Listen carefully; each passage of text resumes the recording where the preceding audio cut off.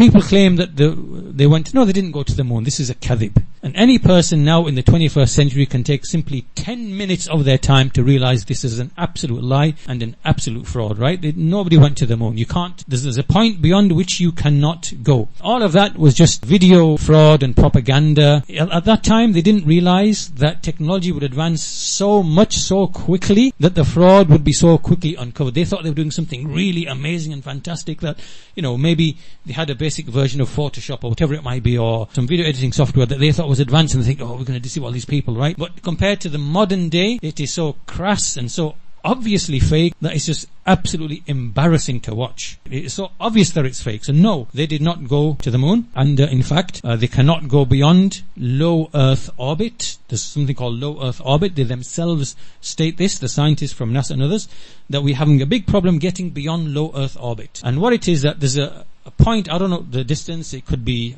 Allah knows best, could be 70 miles, could be 200 miles, could be 300, I don't know. But there's a limit beyond which you hit a fluid environment. It's like a fluid environment. And if you look at what Tesla and, that Virgin guy, these are real things they were trying to do. They're sending up these planes or these rockets or whatever, and then they in turn carry these boosters that boost them from that point, and they try to penetrate this fluid environment. And there's lots of videos, you can actually see them, where you see the ripples of the fluid environment. It's hitting the thing, and it's bouncing back off, and it's trying to go up again, and you see these ripples like you see ripples on the water. You can't get beyond that. And if you get beyond that, the next step is, how do you now get to the next level beyond that level, right? So they haven't broken the low Earth orbit stage at this point in time, which means everything else they're telling you of going to the Mars and Jupiter and whatever else, it's not true. It's false. We are not saying that it is impossible to do that, because we have no knowledge of that. But what they are telling us at this point in time is not true. It's not been achieved.